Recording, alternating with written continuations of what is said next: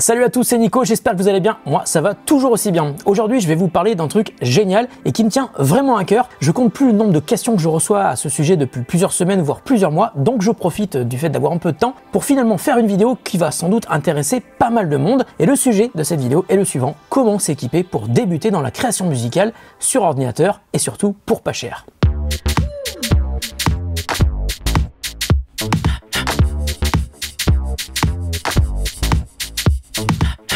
Let me do the hard stuff. It's not a real mission for me to let you know how to do it. Sit down and learn. It's not that easy, but I will check my best to make you understand what I mean. Let me do the hard stuff. It's not a real mission for me to let you know how to do it. Sit down and learn. It's not that easy, but I will check my best to make you understand what I mean. Alors si vous avez toujours eu envie de vous lancer dans la musique, mais que vous ne savez pas le matériel qu'il faut acheter et le logiciel que l'on doit utiliser, eh bien figurez-vous que je suis là pour vous aider. Alors si vous voulez faire de la musique aujourd'hui, sachez que vous avez beaucoup de chance parce qu'en 2020, l'objet le plus important pour faire de la musique, eh bien vous le possédez sans doute déjà, c'est votre ordinateur. Vous n'avez pas besoin d'un ordinateur très puissant pour faire de la musique, mais évidemment, plus il sera performant et plus vous pourrez faire des choses complexes et évoluées, par exemple superposer des pistes audio, des instruments et des effets. Alors je vais vous expliquer par quoi il faut commencer et pour bien comprendre, il faut que je vous explique pourquoi est-ce que l'ordinateur a tout changé dans la création musicale. Avant les ordinateurs, quand on voulait faire de la musique, il fallait des instruments de musique, ça paraît logique. Mais bon, on n'avait pas trop le choix. Donc, quand on voulait faire un son de piano, il fallait un piano. Quand on voulait faire de jolis riffs de guitare, il fallait une guitare. Et quand on voulait de belles nappes de violon, vous l'avez deviné, il fallait un violon. Et surtout une personne qui sache en jouer, parce que le violon, c'est super difficile. Ah, et puis quand on voulait enregistrer tout ça, il fallait un magnétophone multipiste, un truc très discret, comme ça. Et on mettait des cassettes dedans, comme ça. Et hop, c'est parti pour faire 25 prises pour arriver à la bonne. Et en fait, ce qui est fou, c'est qu'aujourd'hui, en 2020, même si c'est génial de pouvoir maîtriser un instrument de musique, et c'est aussi toujours un plaisir d'en jouer, on n'a plus vraiment besoin de posséder ces instruments pour en produire le son. Avec les ordinateurs, on a inventé un truc génial, les instruments virtuels. Sur son ordi, on va utiliser un logiciel qui va nous permettre d'obtenir un son de piano, de violon et même de guitare et de les jouer juste avec ce petit clavier. En fait, c'est l'ordinateur qui va générer le son en temps réel et pour un ordinateur, générer un instrument virtuel, c'est super facile. Et donc, avec un ordi, un logiciel qui intègre des instruments virtuels et ce clavier donc, vous pouvez jouer à peu près tous les sons d'instruments qui existent. Et pour enregistrer ces instruments, c'est pareil. Plus personne aujourd'hui n'utilise de magnéto multipiste puisque là aussi c'est l'ordinateur qui va faire le job et il va même le faire beaucoup mieux. Donc si vous possédez déjà un ordinateur, le seul truc que vous devrez acheter pour faire de la musique,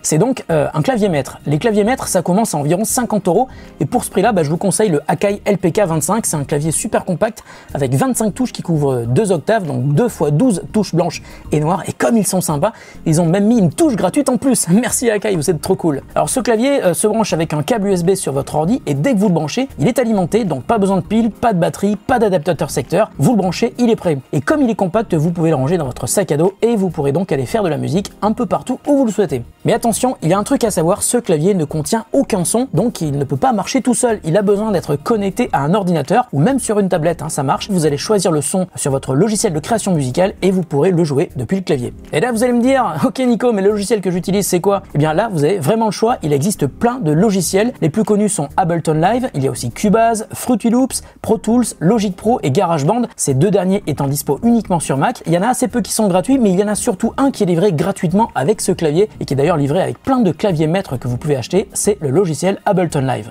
Et si je vous conseille de commencer avec ce logiciel, c'est pour principalement 5 raisons. Premièrement, je vous l'ai dit, il est livré avec plein de claviers maîtres et accessoires MIDI dans une version qui s'appelle Ableton Live Lite. Ensuite, ce logiciel est très facile à utiliser, il faut juste comprendre le principe de fonctionnement et en 5 minutes, on peut commencer à créer. Troisièmement, Ableton Live est ultra complet, il est accessible pour les débutants, mais même les musiciens pros l'utilisent. Alors quatrièmement, Live est évolutif, il permet par exemple d'accueillir des plugins qui vont vous permettre d'ajouter des centaines d'instruments virtuels en provenance de Ableton ou même d'autres éditeurs, des instruments qui peuvent être d'ailleurs gratuits ou payants. On peut avoir d'ailleurs des copies quasiment parfaites des vieux synthés analogiques qui coûtent encore des milliers d'euros. Toujours en matière d'évolutivité, on peut upgrader Live pour lui ajouter encore plus de fonctionnalités. Par exemple, si vous trouvez que la version Lite est un petit peu limitée, on va dire pour le nombre de pistes ou le nombre d'instruments et d'outils intégrés proposés, eh bien vous pouvez passer à la version standard, voire même à la version suite, la plus grosse de toutes. Et puis surtout, et ce qui est à mon avis le plus important, c'est que Ableton Live est ultra populaire, la communauté est hyper large. Sur YouTube, on trouve des centaines de tutos pour faire tout et n'importe quoi et surtout pour tous les niveaux, du grand débutant jusqu'au pro. Donc pour le logiciel, je vous conseille Live. Vous pouvez aussi tester avec les autres logiciels qui proposent souvent des versions d'essai ou des versions light, donc complètes mais un petit peu plus limitées. Et surtout en cette période de confinement, vous avez plein d'éditeurs qui proposent des versions d'essai de leurs logiciels qui sont beaucoup plus longues que d'habitude. Donc profitez du fait d'être chez vous pour tester un petit peu tous les logiciels. Alors une fois que vous avez choisi le clavier maître et le logiciel, il va falloir écouter le son que vous allez produire, c'est quand même un minimum. Alors vous pouvez très bien commencer par les haut-parleurs de votre PC ou tout simplement votre casque ou vos écouteurs, mais vous pouvez aussi investir dans une paire d'enceintes amplifiées de monitoring. Celle-là coûte par exemple une centaine d'euros. Mais pour commencer, utilisez votre casque préféré, ça ira très bien. Alors ensuite, avec Ableton Live, comme avec tous les logiciels de ce type, en plus des instruments virtuels, vous pouvez évidemment enregistrer de vrais instruments ou votre voix, si vous avez envie de chanter. Pour cela, plusieurs solutions. La moins chère évidemment, c'est d'utiliser le micro intégré de votre ordi ou même votre smartphone, et ensuite d'importer les fichiers audio dans le logiciel, mais c'est pas super facile. Donc si vous envisagez de chanter ou d'enregistrer des sons extérieurs, investissez dans un micro USB ou même avec le micro de vos écouteurs, ça peut dépanner. Après, si vous avez envie d'enregistrer de manière confortable, vous pouvez acheter une interface audio qui est un genre de carte son extérieure sur laquelle vous allez brancher votre micro ou des instruments sur lesquels vous branchez aussi ensuite les enceintes amplifiées. Alors un truc à savoir, si après avoir regardé cette vidéo, vous avez envie de vous lancer, parce que je vous ai convaincu, mais que vous devez attendre que le clavier que vous avez commandé arrive, eh bien sachez que vous pouvez télécharger une version d'essai de Ableton Live qui est en ce moment valable 90 jours.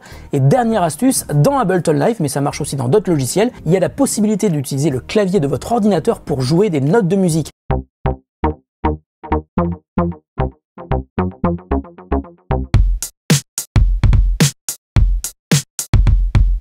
Alors évidemment, c'est pas super confortable, mais ça vous permet de commencer juste après avoir regardé cette vidéo sans clavier maître. Ça peut aussi être très pratique pour noter des idées de mélodie quand vous êtes en déplacement et que vous avez juste votre ordinateur. Alors pour aller un petit peu plus loin, sachez que Ableton, comme la plupart des logiciels de création musicale, peuvent être aussi contrôlés avec plusieurs appareils en même temps. Ça bien sûr, ça pourra venir un petit peu plus tard si la création musicale vous intéresse. Alors voici quelques exemples. Ça c'est le Push 2, c'est une surface de contrôle qui a été imaginée par Ableton et Akai. Elle est parfaitement adaptée au logiciel Live et concrètement avec le Push 2, on peut quasiment contrôler Live intégralement sans avoir jamais besoin de toucher soit le clavier de son ordi, soit même votre clavier maître. C'est un appareil ultra complet qui comprend des pads pour jouer de la musique, mais aussi des potentiomètres pour accéder à tous les réglages possibles sur un instrument virtuel. Et bien sûr, il permet de créer des pistes, de lancer des enregistrements, de jouer en live, de déclencher des samples, des boucles. En gros, avec Push, on peut vraiment aller très très loin dans la création musicale et en plus, c'est super agréable à utiliser. Autre appareil pas très cher, le Akai MIDI Mix, qui est une surface de contrôle avec des potentiomètres et des boutons qui peut être associé à n'importe quel logiciel de création musicale. Et le Akai MIDI Mix, en fait, c'est un complément parfait au LPK25 qui lui ne propose que le strict minimum, donc son clavier de 2 octaves. Donc vous pouvez commencer par acheter le clavier, puis plus tard le MIDI Mix.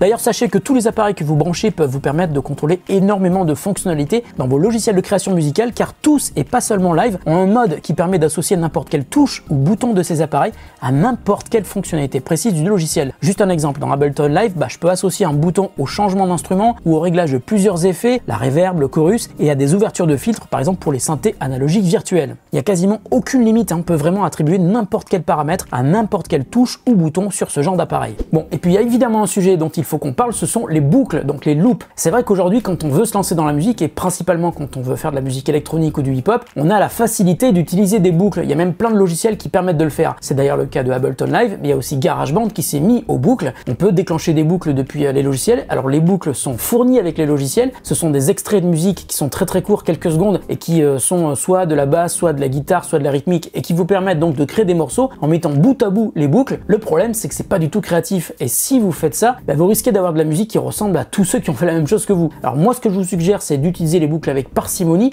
Si par exemple vous avez du mal à créer des rythmiques qui ont beaucoup de groove, utilisez les boucles pour rehausser votre musique et lui donner un petit peu plus de punch. Alors je sais, au début ça peut paraître difficile, mais je vous le rappelle, c'est quand on a le moins d'outils à sa disposition qu'on est le plus créatif. Donc je vous conseille d'utiliser votre petit cerveau, vos 10 doigts et les 12 notes de votre clavier pour essayer de trouver des mélodies et de créer des rythmiques qui seront 100% à vous. Bon voilà, j'espère que cette vidéo vous permet d'y voir un petit peu plus clair si vous avez envie de vous lancer dans la création musicale. Vous avez le temps en ce moment, donc profitez-en. Si vous avez des questions, n'hésitez pas à me les poser en commentaire sous la vidéo. Et vous pouvez aussi, je vous le dis à chaque fois, m'envoyer des questions sur Twitter. Je réponds à tout le monde. Alors je vous l'ai dit, pour Ableton, il y a aussi énormément de tutos qui existent sur YouTube pour les débutants, mais aussi pour aller beaucoup plus loin avec toutes les possibilités que propose le logiciel. Ça, c'est génial. Je vous mets aussi des liens vers mes chaînes YouTube préférées pour la musique en français et aussi en anglais, il y en a plein. Je vous mets aussi des liens pour aller voir tous les appareils dont je vous ai parlé. Pareil pour les logiciels, et bien entendu je vous mets aussi des liens vers les claviers maîtres plus grands que le petit Akai que je vous ai montré. Voilà, la vidéo est terminée, j'espère qu'elle vous a plu, surtout n'hésitez pas à mettre un pouce en l'air, à vous abonner à la chaîne, et puis si vous avez envie que je fasse d'autres vidéos sur la musique, dites-le moi, j'ai le temps. Allez, salut et bonne journée, et bonne musique.